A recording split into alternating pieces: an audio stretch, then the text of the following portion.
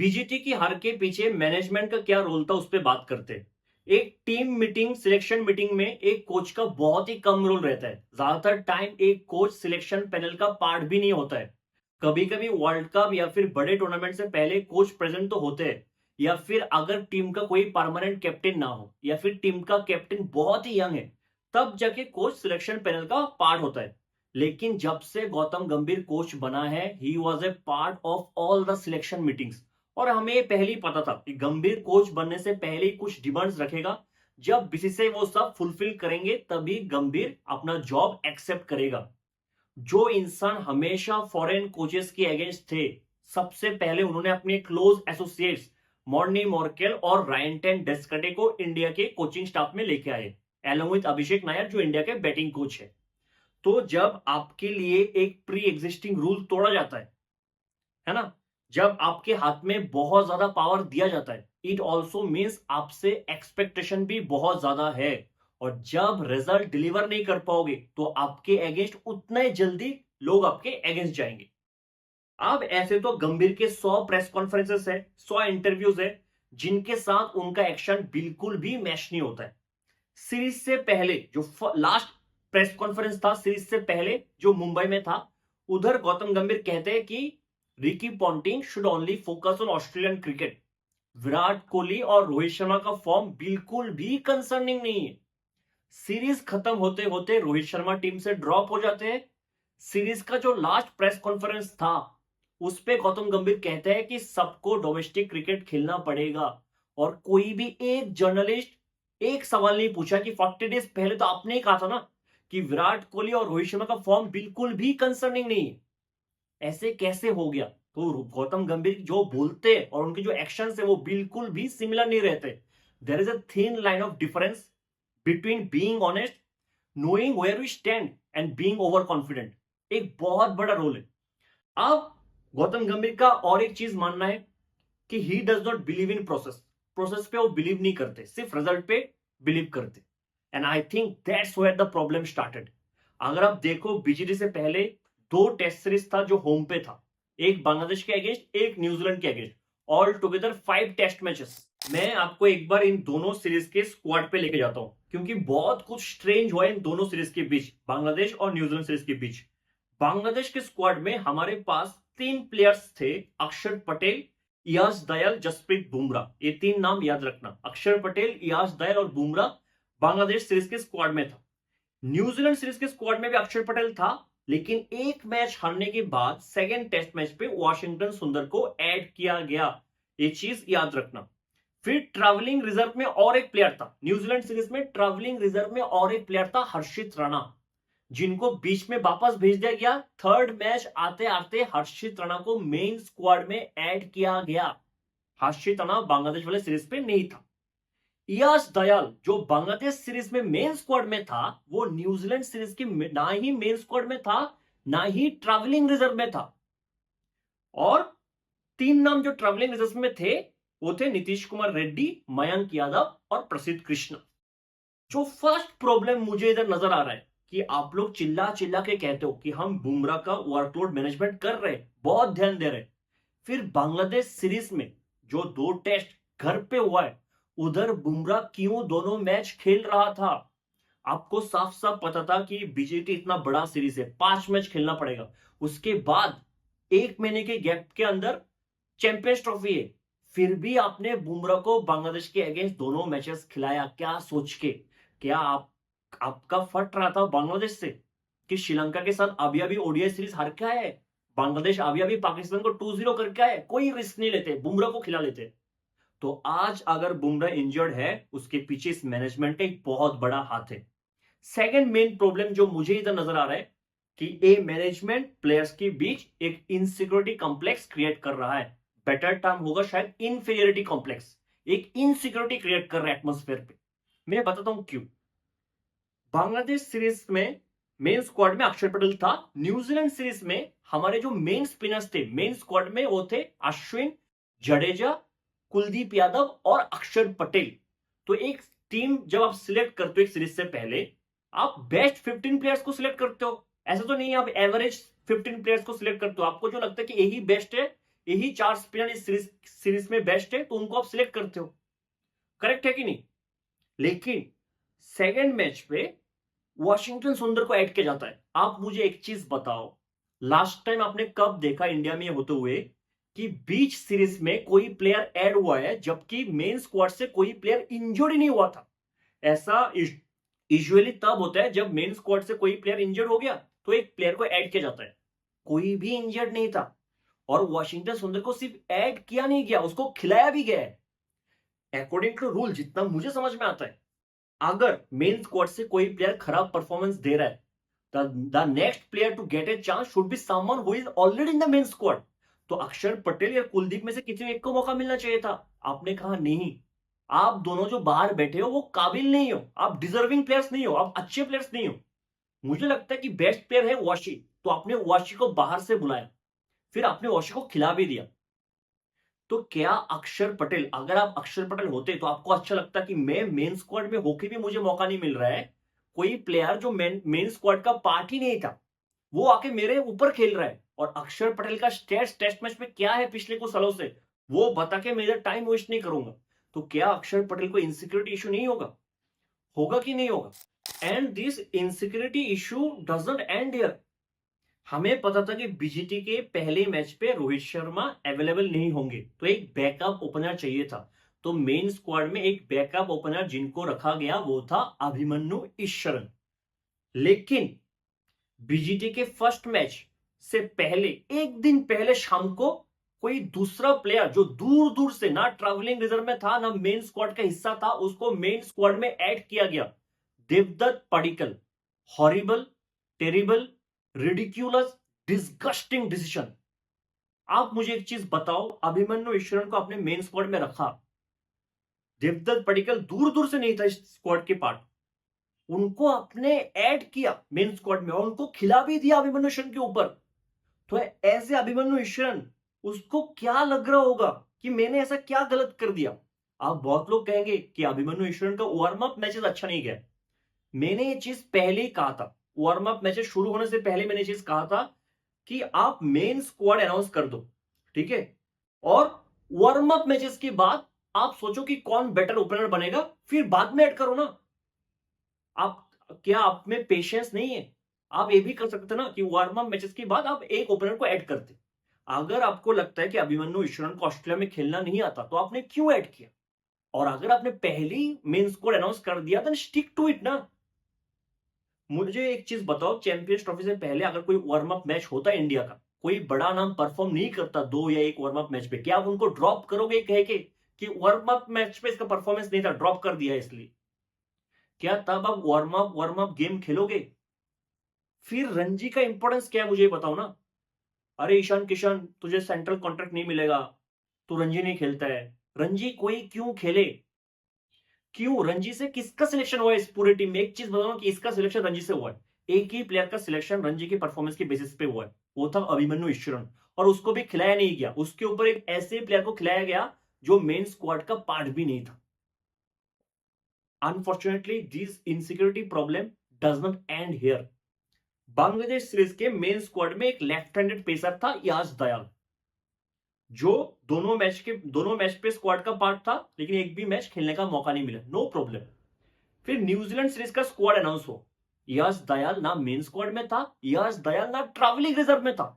अब travelling reserve में नए नए प्लेयर आ गए थे, हर्षित राणा, प्रसिद्ध कृष्णा, मयंक यादव।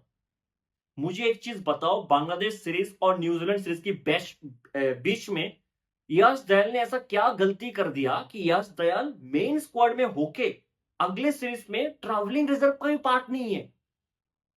कुछ तो गलती उसने कर दिया होगा, जबकि हम सबको लगा कि बीजीटी में एक लेफ्ट हैंडेड पेसर हमें चाहिए। एंड अनफॉर्चुनेटली ये चीज कंटिन्यू होता है। जब बीजीटी के ट्रैवलिंग रिजर्व में एक लेफ्ट हैंडेड पेसर का सिलेक्शन होता है, वो निकला है खलील अहमद। यास दयाल का नाम भी नहीं है, ना न्यूजीलैंड सीरीज में ना बीजीटी में। तो अगर यास दयाल 2 सीरीज पहले आपके मेन स्क्वाड में थे, मतलब as a left handed pacer ही वाज एबव एवरीवन, फिर बीजीटी पहुंचते पहुंचते कैसे खलील अहमद उसके ऊपर आ गया ट्रैवलिंग रिजर्व में, जबकि यास दयाल का नाम ही नहीं है? तो आप एक चीज देखो, इन 3 सीरीज के बीच में कितने सारे फ्लक्चुएशंस हुआ है। आज कोई और ट्रैवलिंग रिजर्व कर, कल कोई और ट्रैवलिंग रिजर्व, हर स्क्वाड डिफरेंट है और हर एक सीरीज के बीच में कोई नया प्लेयर ऐड हो जा रहा है और वो खेल भी रहा है मेन स्क्वाड के प्लेयर्स के ऊपर, चाहे वो वॉशिंगटन सुंदर हो चाहे वो देवदत्त पडिक्कल हो। मेजर इशू, एक बहुत बड़ा क्वेश्चन मार्क है कि चल क्या रहा है। और आपको लगता है कि इन सब चीज से इनसिक्योरिटी कॉम्प्लेक्स क्रिएट नहीं होता, इन सब चीज से ड्रेसिंग रूम का एटमोस्फेयर खराब नहीं होता। और मैं तो फैक्ट्स के ऊपर बात कर रहा हूं, मैं तो कंस्पिरेसी थ्योरी पे जा भी नहीं रहा हूं। बहुत सारे कंस्पिरेसी थ्योरी है। कंस्पिरेसी थ्योरी तो ये भी है कि बीजीटी में एक रात पहले टीम मीटिंग में कोई और प्लेइंग 11 सिलेक्ट किया गया, अगले दिन जब कैप्टन गया टॉस में तो दूसरा प्लेइंग 11 लेके गया। बहुत सारे कंस्पिरेसी थ्योरीज है, मैं जा भी नहीं रहा हूं उन पे, मैं फैक्ट्स पे बात करके आपको कह रहा हूं कि कितने सारे गलतियां मैनेजमेंट ने किया है इन 3 सीरीज के बीच में। जो तीसरा बड़ा इशू मुझे लगता है कि अगर आप कोई बड़े सीरीज से पहले किसी प्लेयर को लेके जाते हो, he should be backed by experience, या फिर ऐसा होना चाहिए कि उसका करंट फॉर्म बहुत ही अच्छा है, लगातार अच्छा, ऐसा नहीं एक दो मैच पे अच्छा किया तो उसका सिलेक्शन हो गया। फॉर्चुनेटली और अनफॉर्चुनेटली ऐसे दो यंगस्टर का सिलेक्शन हुआ है बीजीटी के लिए जो दोनों मेरे बहुत फेवरेट्स है। एक हर्षित राणा, दूसरा नीतीश कुमार रेड्डी। दोनों को मैं बिल्कुल भी ब्लेम नहीं करूंगा क्योंकि बहुत ही यंग है, लेकिन समझते हैं कि इनका सिलेक्शन क्यों हुआ है, मतलब थॉट प्रोसेस क्या था। हर्षित राणा ने सिर्फ 12 फर्स्ट क्लास मैचेस खेला है, 12 फर्स्ट क्लास मैचेस। अगर 12 फर्स्ट क्लास मैचेस खेल के किसी का सिलेक्शन टीम में होता है, इसका मतलब है उसके पास कोई out of the world talent होना चाहिए। ऐसा एक स्किल सेट उसके पास है जो शायद किसी और के पास नहीं है। मान लो बुमराह टाइप ऑफ बॉलर, या फिर Hardik Pandya type of allrounder, या फिर मान लो ऐसा कोई जो 158 पे बॉल डाल दे, मयंक यादव जैसा। क्या हर्षित के पास ऐसा कोई स्किल सेट है जो किसी और के पास नहीं है? 12 फर्स्ट क्लास मैच के एक्सपीरियंस से हर्षित का सिलेक्शन कैसे हो गया, जबकि 40, 50, 60 फर्स्ट क्लास मैचेस खेल के हर्षित से बेटर स्टेट्स के साथ बहुत सारे पेसर जिंदगी में इंडिया के लिए नहीं खेला है। तो क्या हर्षित का सिलेक्शन जस्टिफाइड है कि 12 फर्स्ट क्लास मैचेस खेल के अगर किसी का सिलेक्शन हो रहा है तो वंस अगेन रणजी का इंपॉर्टेंस क्या है, क्यों कोई रणजी खेले? हर्षित का सिलेक्शन दो ही रीजन पे हुआ है। एक, क्योंकि गंभीर पहले उनके साथ काम कर चुका है। दूसरा, क्योंकि हर्षित हिट द डेक बॉलर है। हिट द डेक बॉलर है तो आपको लगता है कि ऑस्ट्रेलिया साउथ अफ्रीका जाके वो अच्छा करेगा, लगता है। और मैं हर्षित को बिल्कुल भी ब्लेम नहीं करूंगा, वो यंग है, उसका डेब्यू मैच था, डेब्यू सीरीज था, वो क्या ही कर लेता, उसके पास एक्सपीरियंस क्या है 12 फर्स्ट क्लास मैच का, वो भी कहां पे, इंडिया में। अगर आप हर्षित के लिए इतना ही डेस्परेट थे कि हर्षित चाहिए चाहिए बीजीटी में, तो घर के पास टेस्ट मैचेस पे क्या 2 मैच खेलना नहीं बनता था? तब तो आपको बांग्लादेश के अगेंस्ट भी बुमराह चाहिए था, रिस्क नहीं ले सकते, क्या पता हार जाए। हर्षित बहुत अच्छा बॉलर है और मैं पहले भी कह चुका हूं, वो टी20 और ओडीआई में ज्यादा अच्छा करेगा, क्योंकि एक तो वो अच्छा बॉलर है, दूसरा वो दिमाग के साथ खेलता है। क्या होता ना, व्हाइट बॉल क्रिकेट में, लिमिटेड ओवर्स क्रिकेट में आपको एक टाइम के बाद सिचुएशन वाइज पता लग जाता है कि बैट्समैन क्या करने वाला है, स्पेशली टी20 में, कि अभी ऐसा सिचुएशन है, वो छक्का ही मारने को देखेगा। फिर आपके पास आप सोच सकते हो, आपका वेरिएशंस काम आ जाता है, जो हर्षित उधर बहुत अच्छा करता है। हर्षित इज वेरी सक्सेसफुल इन टी20 क्योंकि उसकी वेरिएशंस की वजह से वो दिमाग लगाता है कि बैट्समैन अगला क्या कर सकते हैं, which does not apply in test cricket. Test cricket में वो नहीं होता कि आप बैट्समैन का मन पढ़ पाओ कि अभी बैट्समैन छक्का मारेगा, चौका मारेगा, रिवर्स स्वीप करेगा, स्कूप करेगा, ऐसा नहीं होता ना टेस्ट मैच पे। तो अगर आप किसी यंगस्टर को मौका देना चाहते हो, उसको एक बेटर प्लेटफॉर्म देना चाहते हो, first let him have experience, या फिर आपको एटलीस्ट मैच तो दो उसको इतने बड़े सीरीज से पहले। जो सेकंड यंगस्टर था जिनको बीजीटी में मौका मिला था वो था नीतीश कुमार रेड्डी। अब नीतीश वाला पॉइंट बहुत कम लोग समझेंगे या फिर समझने की कोशिश करेंगे। कभी कभी ऐसा होता है कि समझ तो हम जाते हैं लेकिन हम एक्सेप्ट नहीं करते। ठीक है, Nitish is one of my favourite player. Bar bar IPL के टाइम से मैंने एक चीज कहा है कि नीतीश को लगातार इंडिया के लिए खिलाओ। ठीक है, नीतीश का रोल बहुत ही इंपॉर्टेंट था, बहुत ही इंपॉर्टेंट था इस बीजीटी में। अगर 40 डेज पहले जाके आप सिलेक्टर्स को पूछते कि नीतीश का सिलेक्शन क्यों हुआ है बीजीटी में, सबका एक ही रिजल्ट होता, आंसर होता कि नीतीश का selection as a fourth pacer, as a fast bowling allrounder हुआ है, not as a pure batsman, not as a one dimensional player.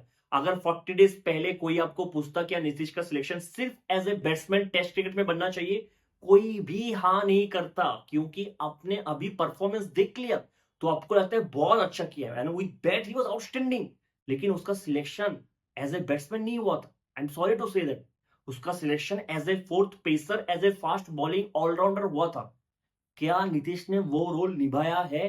बिल्कुल भी नहीं, आसपास भी नहीं था। क्या इससे टीम का बैलेंस बिगड़ा है? Yes, definitely yes, definitely yes. और मैं नीतीश को ब्लेम भी नहीं कर रहा हूं। वन सेकेंड, कितना एक्सपीरियंस था उसके पास फर्स्ट क्लास क्रिकेट का? क्या आपने उसको घर में खिलाया? नहीं खिलाया। और अगर आप पुराने वीडियोस देख लोगे मेरे, जो न्यूजीलैंड वाला सीरीज था, जो बांग्लादेश वाला सीरीज था, मैंने उधर भी कहा था कि नीतीश कुमार रेड्डी को अभी से खिला लो, क्योंकि मुझे पता था कि प्लेइंग 11 में वो बीजीटी में होगा ही होगा। ये जो फोर्थ पेसर का रोल है ना, वो इतना इंपॉर्टेंट है इंग्लैंड और ऑस्ट्रेलिया में कि सिर्फ रन नहीं चलेगा, आपको विकेट लेना पड़ेगा, आपको एज ए प्राइमरी बॉलर भी बॉलिंग डालना पड़ेगा। उधर सिर्फ पेसर्स ही बॉलिंग डालते हैं। उधर आके सिर्फ ऐसा नहीं कि 2-3 ओवर डाल दिया, रेस्ट मिल गया उनको, बात खत्म, ऐसा नहीं है। आपको प्रॉपर बॉलिंग डालना पड़ता है, आपको विकेट लेना पड़ता है। क्या नीतीश ने वो काम किया? नहीं किया, बिल्कुल भी नहीं किया। पूरे सीरीज में नीतीश कुमार रेड्डी का बॉलिंग इकोनॉमी शायद 4 के ऊपर था बीजीटी में, 4 के ऊपर। नीतीश आया मतलब रन लीक होगा। हमें चाहिए था कैमेरन ग्रीन जैसा बॉलर, हमें चाहिए था एंड्रयू फ्लिंटअप, चलो वो तो बहुत बड़ा प्लेयर हो गया, मार्को एंसन टाइप की 30-40 रन भी बना दे, 3-4 विकेट भी लेके जाए, important run plus important wickets, कि जब भी विकेट चाहिए हमें, हम नीतीश कुमार रेड्डी के हाथ पे बॉल दे सकते हैं ब्लाइंडली सोच के कि ये विकेट लेके देगा। लेकिन हमने कब दिया नीतीश के हाथ में बॉल? जब बुमराह टायर्ड हो गया, जब सिराज टायर्ड हो गया, नीतीश आप तो डाल ले। नीतीश को हमने कभी भी उस टाइम पे बॉल नहीं दिया इस बिलीफ के साथ कि ये आके अभी विकेट लेगा, लिया तो बोनस। नीतीश के हाथ में जब जब हमने बॉल दिया, हमारे कैप्टन रोहित शर्मा ने 4 फील्डर को बाउंड्री पे खड़ा कर दिया था, क्योंकि बिलीफ ही नहीं है ना, ट्रस्ट ही नहीं है कि वो रन भी लीक नहीं करेगा। विकेट नहीं लेगा फिर भी चलेगा, रन रन तो एटलीस्ट रोक के रखे ना, वो भी नहीं। जब जब नीतीश आया 2-3 फील्डर ऑलरेडी बाउंड्री पे खड़ा हो जाता था। तो as a fourth pacer, as a fast bowling allrounder, Nitish का role is a question mark. और मैं नीतीश को ब्लेम भी नहीं करता, उसके पास एक्सपीरियंस ही क्या है? क्या एक्सपीरियंस है उसके पास? कुछ एक्सपीरियंस ही नहीं है, एज ए बॉलर कुछ एक्सपीरियंस ही नहीं है। तो ये जो फोर्थ पेसर का रोल था, क्या वो शार्दुल ठाकुर को मिल सकता था? शार्दुल ठाकुर होता कि पूरे सीरीज में ऑल टुगेदर 150 रन मारता। नीतीश ने कितना मार दिया? 298, 300 मार दिया। बैट वाज आउटस्टैंडिंग, आप डिनाई ही नहीं कर सकते हो। आप जब नीतीश कुमार रेड्डी नेक्स्ट सीरीज पे खेलेंगे, वो एज ए बैट्समैन भी उसको टीम में मौका मिल जाएगा, क्योंकि जहां पे बड़े बड़े बैट्समैन से रन नहीं बना, उसने रन बना के दिखाया है ना। लेकिन बीजीटी में उसका सिलेक्शन एज ए बैट्समैन नहीं हुआ था। अगर आप शार्दुल ठाकुर को भी लेके जाते, शायद शार्दुल 150 रन भी बना देता। मैं लिख कर सकता हूं 5 मैच खेल के 150 रन वो बना देता। अगर शार्दुल ठाकुर का इंग्लैंड सीरीज पे नाम आता है, मैं आपको लिख के सकता हूं शार्दुल ठाकुर 150 से 200 तक रन बनाएगा, बनाएगा कम से कम, और विकेट भी लेगा 10-12 से ऊपर। तो हमें वो चाहिए था। क्या उधर आपने एक ट्रिक मिस किया? मेरे हिसाब से यस, आपने मिस किया। और इंग्लैंड सीरीज में भी अगर आप शार्दुल ठाकुर को लेके नहीं जाते हो, I think you will be in trouble again. Management का जो नेक्स्ट बड़ा प्रॉब्लम था वो था एमसीजी और एससीजी में 2 स्पिनर्स को खिलाने का डिसीजन। एक माइंडसेट लेके आए थे कि दोनों पिचेस पे स्पिनर्स को बहुत ज्यादा असिस्ट मिलेगा, 2-2 स्पिनर्स खिलाते हैं, क्योंकि हिस्ट्री ऐसा रहा है कि मेलबोर्न में और सिडनी में स्पिनर्स को मदद मिलता है। थोड़ा इंडियन टाइप ऑफ कंडीशन है, इंडिया तो आराम से जीत जाएंगे, इसलिए गवा में फॉलो ऑन की बात ही बहुत ज्यादा सेलिब्रेट कर लिया। हो सकता तो ड्रेसिंग रूम तोड़फाड़ करके निकल जाते, उधर से कूद जाते गौतम गंभीर और रोहित शर्मा, ठीक है, विराट कोहली, आई एम सॉरी। क्या आपने एक बार भी जानने का कोशिश नहीं किया कि आज का पिच कैसा है, इस मैच पे पिच कैसा है? क्या वो पुराने पिच से है या फिर नया पिच रखा गया है? एमसीजी में if I am not wrong इस बार ड्रॉप इन पिच यूज किया गया। सिडनी पे 7 mm का घास रखा गया, 7 mm का घास। 3 दिन में मैच खत्म हो गया। इंडिया ने क्या किया? 2-2 स्पिनर्स को खिलाए। लास्ट मैच में तो वॉशिंग ने सिर्फ 1 ओवर डाला है। तो अगर बेसिकली आप काउंट करो इंडियन टीम को, लास्ट 2 मैचेस पे इंडिया सिर्फ 2 ही बॉलर के साथ खेला है, क्योंकि थर्ड पेसर ऐसे भी कभी काम नहीं आता इंडिया के लिए। फोर्थ पेसर नीतीश कुमार रेड्डी से कुछ नहीं हो रहा था। 2 स्पिनर्स तो आउट ऑफ इक्वेशन था, पिच ही ऐसे बना था, फिर भी 2-2 स्पिनर्स के साथ गया है। तो क्या इस मैनेजमेंट को पिच पढ़ना आता है? क्या यही है एग्रेसिव कोचिंग? मुझे समझ में नहीं आता। जो नेक्स्ट बड़ा प्रॉब्लम है वो है हमारे बैटिंग कोच और बॉलिंग कोच। अभिषेक नायर बैटिंग कोच है शायद। एक बैट्समैन 10 इनिंग्स में 8 या 9 बार सेम तरीके से आउट हो रहा है, उसके बाद भी ना उसके ट्रिगर मूवमेंट पे कुछ चेंज है, ना उसके टेक्निक पे कुछ चेंज है। क्या कोच जाके विराट कोहली से बात किया कि नहीं कुछ नया कर? जबकि स्टीव स्मिथ, आप पांचों मैचेस का हाईलाइट देख लो, जब स्टीव स्मिथ बैटिंग करना आया है, हर एक मैच पे डिफरेंट टेक्निक लिखा है, हर एक मैच पे डिफरेंट ट्रिगर मोमेंट है, हर एक मैच पे स्टीव स्मिथ डिफरेंट कुछ अलग कर रहा है। जबकि इंडिया से हो ही नहीं रहा है, विराट कोहली से हो ही नहीं रहा है, और ना ही बैटिंग कोच कुछ कर रहा है। Same goes for bowling coach. मुझे पिंक बॉल टेस्ट याद आता है एडिलेड पे, जहां पे हर्षित राणा, वो तो इनएक्सपीरियंस हो, इन टर्म्स ऑफ एक्सपीरियंस हर्षित राणा तो बच्चा है ना यार, वो क्या कर लेगा? उसको पता है वो हिट द डेड बॉलर है, उसका सिलेक्शन इसलिए हुआ है कि शॉर्ट बॉल डालेगा। पिंक बॉल टेस्ट में वो शॉर्ट बॉल एक के बाद एक डाले जा रहे हैं, बैट्समैन मारे जा रहे हैं। क्या कोच एक बार नीचे आके ग्राउंड में आके वो मैसेज पास किया कि हर्षित फुल लेंथ पर डाल, गुड लेंथ पर डाल? नहीं, कोच वेट कर रहे हैं कि कब आज का दिन खत्म होगा, जब ड्रेसिंग रूम में आएंगे तब बात करेंगे। इस पूरे सीरीज में इंडिया के बॉलर्स ने कितने बॉडी लाइन बाउंसर्स डाला है, आप मुझे बता दो, कितने बॉडी लाइन बाउंसर्स था? और ऑस्ट्रेलियन बॉलर्स ने कितने डाले? इस पूरे सीरीज में कितने शॉर्ट बॉल्स पे ऑस्ट्रेलिया के बैट्समैन आउट हुए, कितने शॉर्ट बॉल्स पे इंडिया के बैट्समैन आउट हुए, ये भी गिन के देख लो। तो मेरे हिसाब से बैटिंग और बॉलिंग कोच टेरिबली खराब किया, मतलब इससे खराब हो ही नहीं सकता था। कहीं से तो मुझे लगता है कि कहीं से तो कम्युनिकेशन गैप है। और मॉर्नी मोर्केल को आप क्या ही बोल लोगे, he was one of the best bowler था मॉर्नी मोर्केल टेस्ट क्रिकेट में। उनकी बाउंसर जगह देख लो। फिर भी अगर ऐसा हो रहा है तो कुछ तो कम्युनिकेशन गैप होगा ना, कहीं पे तो कुछ तो चल रहा है। रोहित शर्मा, हमें साफ साफ पता लग रहा था जब से आया है तब से उनका कैप्टेंसी इतना डिफेंसिव था। रोज सुबह को टीवी चलाते थे ये सोच के कि आज कुछ अलग गेम प्लान लेके आएंगे, आज कुछ अलग तरीके से फील्ड सेट होगा, आज कुछ अलग बॉलिंग अटैक होगा, कुछ अलग किया जाएगा। कोई भी गेम प्लान नहीं था, ना ही कोचेस ने इंटरफेयर किया कभी। ऐसा लगा कुछ गेम प्लान है ही नहीं उनके पास, जैसा चल रहा है चलने दो, कंप्लीटली ब्लैंक। तो मेरे हिसाब से इंडिया के इस परफॉर्मेंस के पीछे मैनेजमेंट का एक बहुत बड़ा रोल था। एंड आई प्रे कि इन सब चीज का इंपैक्ट चैंपियंस ट्रॉफी पे ना पड़े, एटलीस्ट चैंपियंस ट्रॉफी जीत जाए। अगर चैंपियंस ट्रॉफी खराब जाएगा तो बहुत कुछ खराब होगा इंडियन क्रिकेट की, या फिर फॉर इन लॉन्ग टर्म शायद बेटर होगा, ठीक है, लेकिन चैंपियंस ट्रॉफी में खराब करना बनता तो नहीं। और अगर बुमराह इंजर्ड रहता है चैंपियंस ट्रॉफी पे, एक सवाल होना चाहिए मैनेजमेंट पे, और एक सवाल ये भी बनता है कि क्या बीजीटी में इतना इनएक्सपीरियंस्ड बॉलिंग अटैक के साथ जाना चाहिए था? क्योंकि 2021 में जो टीम के नाम जीते थे वो भी इनएक्सपीरियंस था, लेकिन वो मिराकल है। वो कभी कभी होता है कि आप नटराजन, वशी और कौन कौन, कार्तिक त्यागी, ये सब था हमारे बॉलर, सब इंजर्ड हो गए थे, बुमराह नहीं था, उमेश यादव नहीं था, कोई नहीं था। उन सबके साथ, शार्दुल ठाकुर, उन सबके साथ हम जीते थे। वो हमेशा नहीं होगा ऐसा। अगर आप सोच रहे हो कि हर एक सीरीज में इंग्लैंड में जाके, ऑस्ट्रेलिया में जाके हम कोई भी प्लेयर को खिला के, नेट बॉलर्स को खिला के जीत जाएंगे, ऐसा नहीं होगा। ये कभी कभी होता है ऐसा। हाँ, हमेशा हर एक वर्ल्ड कप में अफगानिस्तान ऑस्ट्रेलिया को नहीं हराएगा, ठीक है। हर एक वर्ल्ड कप में क्रंच सिचुएशन पे मैक्सवेल 200 नहीं मारेगा। ये कभी कभी होता है क्रिकेट में, है ना, कभी कभी होता है। इसलिए तो इतना बड़ा जाता है कि हुआ अभी हुआ, तो ये हमेशा नहीं होगा। तो एक सवाल तो बनता है कि क्या, ये मैंने पहले दिन भी कहा था कि हमारा बॉलिंग, फास्ट बॉलिंग अटैक बहुत ही इनएक्सपीरियंस्ड है इस बार। 2 पेसर्स के साथ हमने पूरा का पूरा बीजेटी कंप्लीट किया है। मिलते हैं अगले वीडियो में, तब तक के लिए जय हिंद।